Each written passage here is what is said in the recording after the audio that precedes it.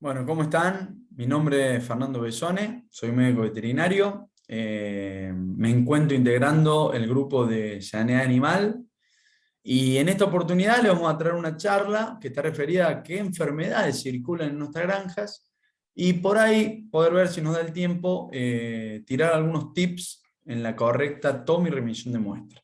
¿Sí? Como primero quería mostrar el grupo de San Animal, los distintos laboratorios que existen. ¿Sí? Tenemos laboratorios de bacteriología, virología, laboratorios de red SENASA de serología, laboratorios de biología molecular, histopatología y parasitología. ¿Sí?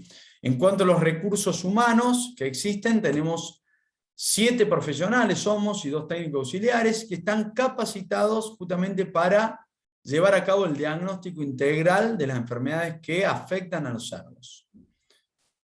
Quería mostrar en cuanto a la cantidad de muestra por año, ¿no es cierto?, en una escala del tiempo. Fíjense cómo desde el 2017, con 480 muestras ingresadas en el laboratorio, cómo fuimos aumentando, y hoy nos encontramos en septiembre del 2021 con 600 muestras, y con un pico de muestras en 2019 de 735 que ingresaron al laboratorio.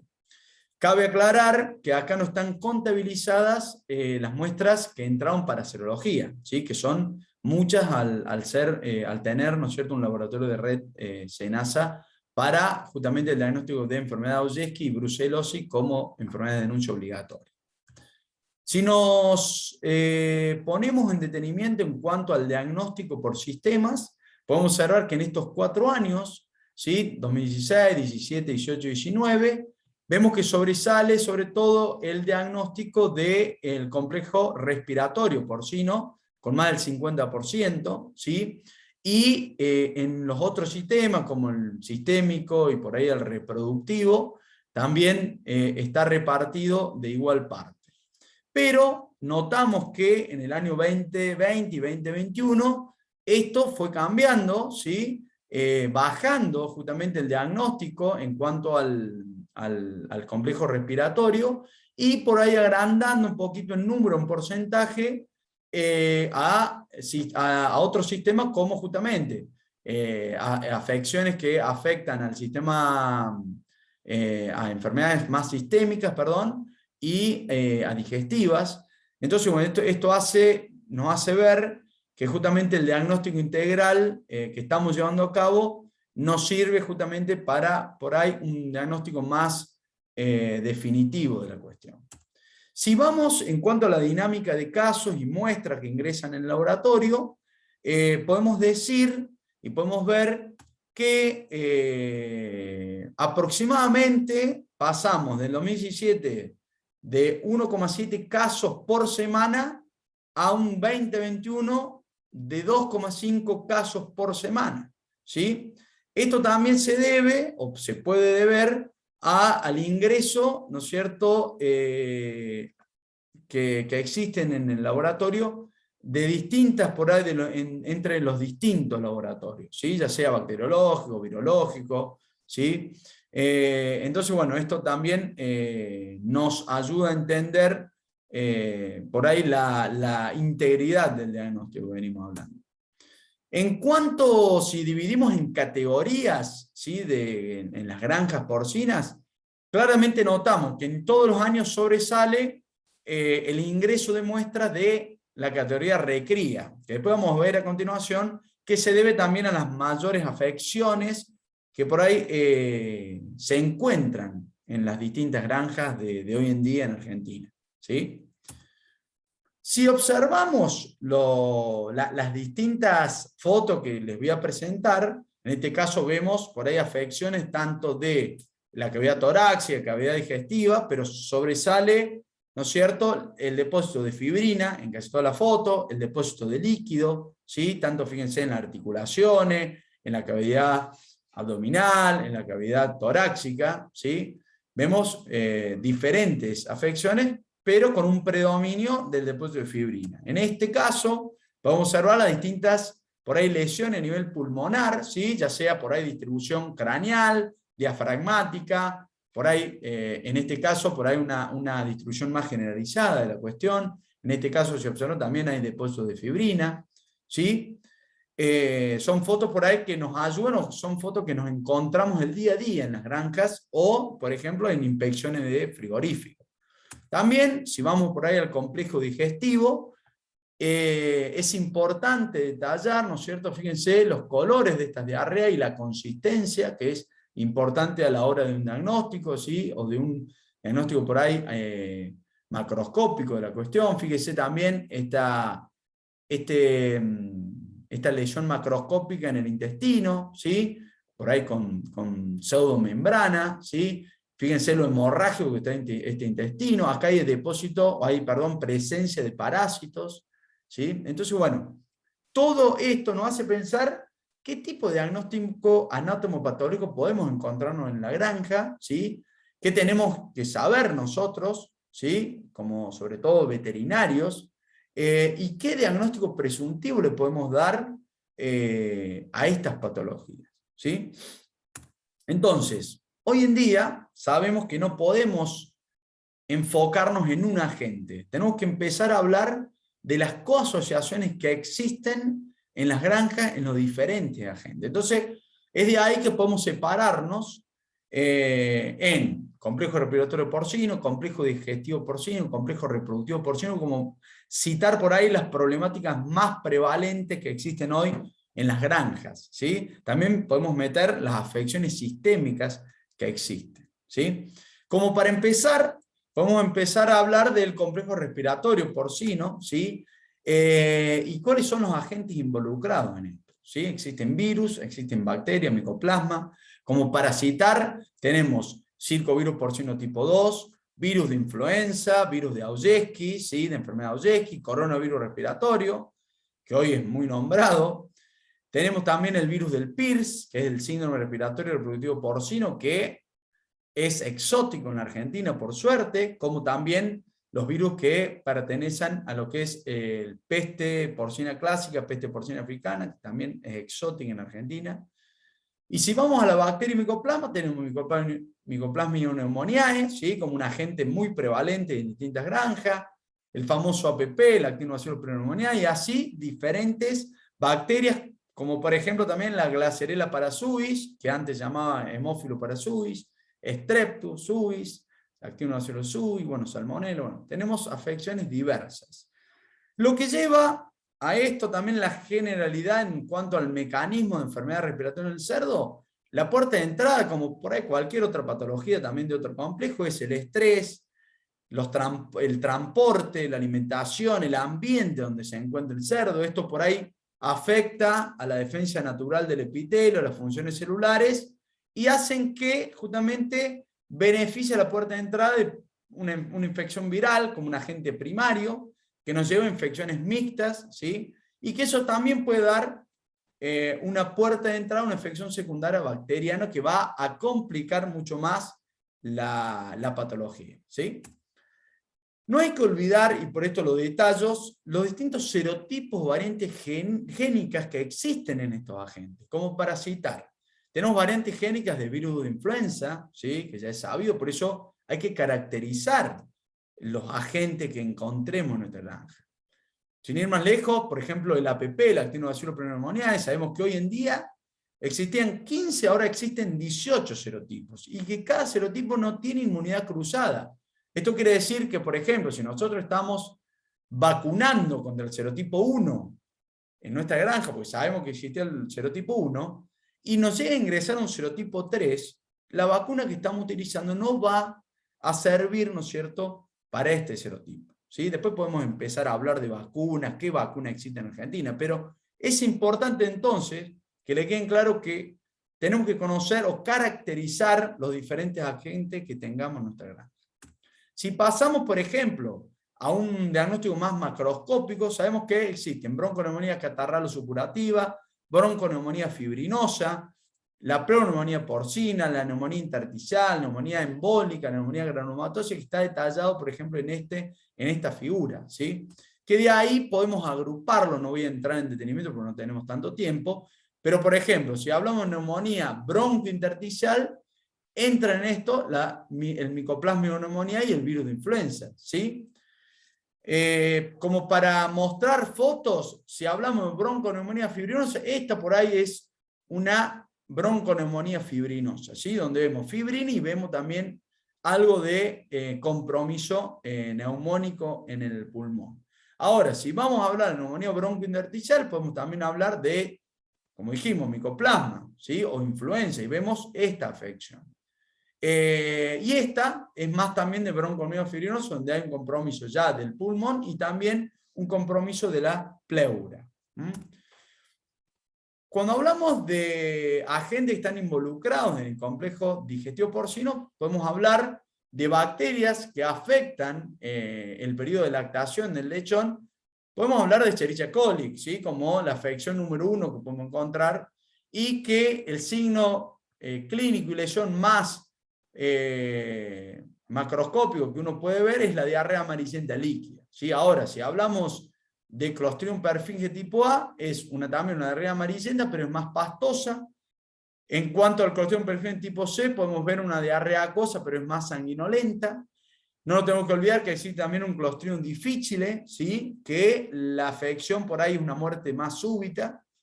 En cuanto a lo viral, en lactación, tenemos que citar el rotavirus, ¿sí? Con una diarrea acuosa blanca amarillenta.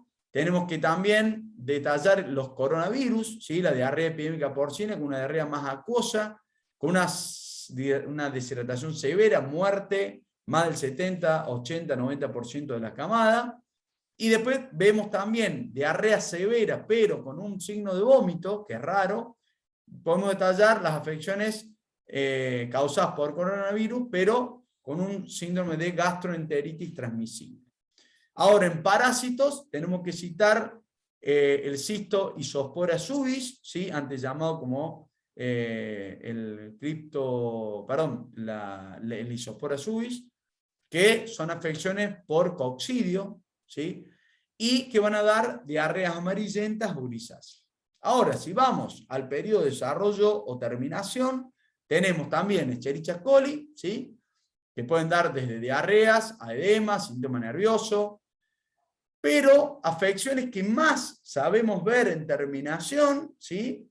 Son las afecciones causadas por Brachyspira idiosyntheriae, Pylori coli o Lawson intracelulares, que puede ir de una diarrea sanguinolenta mucosa, ¿sí?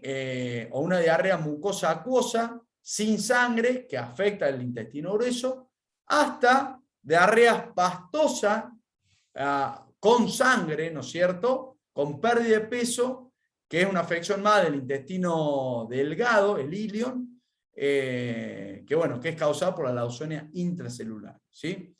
Después tenemos también afecciones por salmonela entérica, ¿sí? La salmonelosis, con diarrea acuosa, con o sin mucos, que puede haber a veces depósito de sangre, pero la lesión más clásica es cuando uno abre y hace la necropsia con lesiones necróticas en la mucosa del colon y ciego. Y también el coronavirus puede afectar también a edades más avanzadas, ¿sí? Con diarreas profusas que pueden remitirse a la semana, ahí como dice la filmina. En cuanto a las fotos, como dije anteriormente, es clave ver el color, ¿no es cierto? Y la composición, la consistencia que tiene la diarrea. Fíjense, esto es un clásico ejemplo de una salmonelosis, en este caso con una coasociación con Brachyspira, ¿sí? Y esto también son los casos del engrosamiento del ilion a través de la bacteria Lawsonia intracelulares, ¿sí? Si pasamos por último al complejo complejo reproductivo porcino, tenemos que dividir entre virus y bacterias. Por ahí las afecciones más frecuentes que sabemos ver son a través de parvovirus. En algunas granjas en Argentina podemos observar también virus de la enfermedad de Augeski. Tenemos que hablar de PIRS y peste porcina clásica y africana cuando hablamos de afecciones reproductivas, que por suerte son exóticas en la Argentina. La influenza también, el virus de influenza está comprometido aquí porque justamente cuando ingresa, sobre todo por primera vez, dan pico de fiebre y esta hipertermia puede causar abortos repentinos. igual que el circovirus, que hoy se está hablando mucho del circovirus tipo 3, que dan estas afecciones reproductivas con aborto.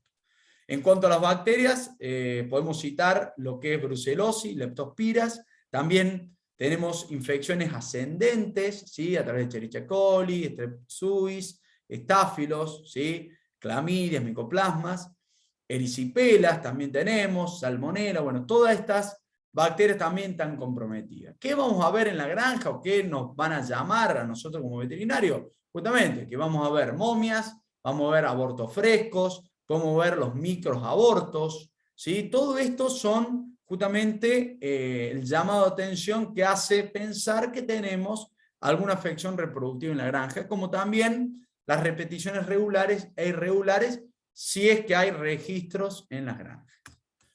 Entonces, ¿cómo llegamos a un diagnóstico adecuado? Tenemos que involucrar diferentes etapas. Y las etapas pueden ser la evaluación de los registros, por eso es clave que llevemos los registros en la granja, el examen clínico y la necropsia y el estudio complementario de diagnóstico con una toma y remisión de muestra adecuada.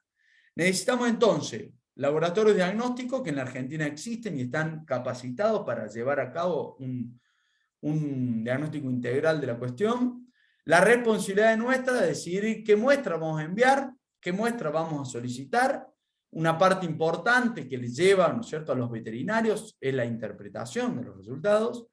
Entonces va a requerir de conocimientos sobre epidemiología, técnica de diagnóstico, patología, ¿sí? Para que justamente las herramientas que utilicemos no estén aisladas y permitan un diagnóstico un poquito más integrado de la cuestión. Entonces, hablando de las etapas, tenemos etapa de recién anamnesis, justamente la anamnesis, la historia, el estatus sanitario de la granja, ¿sí? Lo precedente de esa granja, qué patologías existían, el relato del productor, del veterinario, del encargado que es de la granja.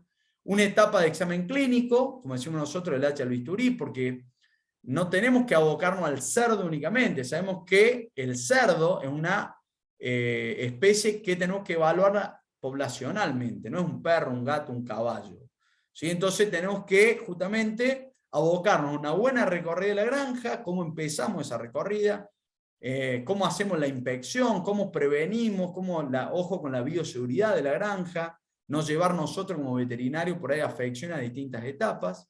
Y por último, una etapa de necropsia y toma de muestra, ¿sí? Que justamente los tips son, en cuanto a la similitud de los cuadros clínicos, no va a permitir un diagnóstico definitivo, ¿no es cierto?, por medio de los signos clínicos o la historia clínica. La intensidad de los signos clínicos puede no estar relacionado a la severidad de la infección, ¿sí? La selección del animal es parte fundamental porque justamente tiene que ser representativa la muestra. Por ahí lo que decidimos cuando vamos a una granja es no agarrar, ¿no es cierto?, muestra o no tomar muestras de animales que estén medicados o que estén muy retrasados por justamente la cronicidad del cuadro. Algunos agentes por ahí pueden causar, como dice ahí, lesiones pulmonares macroscópicas, histopatológica similar. Entonces la interacción entre ellos puede aumentar la gravedad de la lesión, entonces hay que ver, hay que estar seguro de eso. Y la necropsia de los animales que encontramos como muertos, o la evaluación que se hace en frigorífico por ahí, es una etapa importante. Nosotros siempre decimos que el animal muerto hay que abrirlo. Es justamente esos animales te dan pistas a lo que está pasando en la granja. No sé si vamos a tomar muestra de ese animal, pero justamente te va a servir como una pista para saber qué está pasando, ¿sí? Entonces, la importancia de un muestreo adecuado es, y va a depender el éxito del diagnóstico, va a depender de la elección de las muestras, ya que estas deben ser representativos y encontrarse en un buen estado de conservación para que nosotros decidamos enviar, ¿sí? De ahí, las técnicas de diagnóstico que existen. Existen muchas técnicas. Y en Argentina, por suerte, tenemos laboratorios, como les decía, bastante capacitados para llevar a cabo un diagnóstico integral con diferentes técnicas de diagnóstico. Por ejemplo, hay que definir objetivo, evaluar costo-beneficio. Si hacemos PCR o serología de Glasierella parasuis, de circovirus, eso va a depender mucho del criterio veterinario que tengamos en ese momento. Como para poner ejemplo, tenemos influenza, en Argentina se hace aislamiento, se hace la PCR, la histopatología o la inmunohistoquímica y la serología va a estar sujeto también a qué queremos nosotros y dependiendo también de qué encontremos en la granja, ¿sí? Después, Glacerella parasuis, el aislamiento es necesario, ¿sí? También va a ser necesario hacer un correcto estudio sobre la sensibilidad antibiótica, ¿sí? Vamos a tener que caracterizar, sabemos que tienen muchos serotipos, ¿sí? Ahora, si hay serología, no está disponible en Argentina, se hace, pero no sé si viene al caso, ¿sí? Eso se evalúa. Entonces, bueno, esto va a depender mucho de la gente que estemos viendo, ¿sí? En la granja. De ahí a la identificación y los caminos que vamos a seguir, tanto para un aislamiento microbiológico como un estudio de sensibilidad antibiótica, si es para histopatología, la serología, la PCR, vamos a pedir distintas técnicas para identificar. Bueno, eso lo dejamos a criterio del profesional. Otra cosa no menor es la generación de resistencia que estamos viendo cada vez más en la Argentina por el mal uso del antibiótico. Entonces, es clave pedir un antibiograma. A continuación, va a hablar Alejandro Sorasi sobre esta temática que es muy importante y es de mayor interés en cuanto justamente a no generar la resistencia en las distintas bacterias, ¿sí? Sobre todo las bacterias que tienen también un compromiso con el humano, ¿no? Y bueno, para la interpretación de los exámenes complementarios es una etapa importante, como decimos, es importante establecer la relación causa-efecto, qué agente esté identificado y si justamente ese agente participa del cuadro observado. Por ejemplo, la detección de Glacerella parasubi en un pulmón no es representativo de un diagnóstico de certeza de una enfermedad de Glaser, ¿sí? Para establecer un diagnóstico de cuadro clínico debe estar compatible con todo el tipo del diagnóstico que nosotros observemos. Por ejemplo, si hay alta mortalidad, hay fiebre, hay apatía, hay disnea, y hay un aislamiento de Glacerella parasubi a partir de la lesión observada, por ejemplo de una policelositis, bueno, ahí estamos acercándonos a un diagnóstico definitivo. Entonces, por último, podemos decir que de acuerdo al establecimiento y a sus características particulares y a la presencia de las diferentes agentes, debemos diseñar, ¿no es cierto?, el plan sanitario a seguir. Esto quiere decir que no es una receta universal para todos los establecimientos de la zona o región. Esto es a raíz de las consultas varias que hacen, o cuando uno va a capacitar, de justamente ver que usan recetas o planes sanitarios idénticos al vecino, ¿sí? Entonces tenemos que aprender de esto, tenemos que ver qué tenemos en la granja, qué debemos hacer, cómo prevenimos, cómo tratamos, pero justamente abocándonos a nuestra granja. Bueno, desde ya muchas gracias, espero que les haya gustado y bueno, si hay alguna duda, como aclaró justamente al principio Andrés, déjenlo dicho, ¿sí? En el chat y trataremos de sacar las dudas que surgen. Muchas gracias.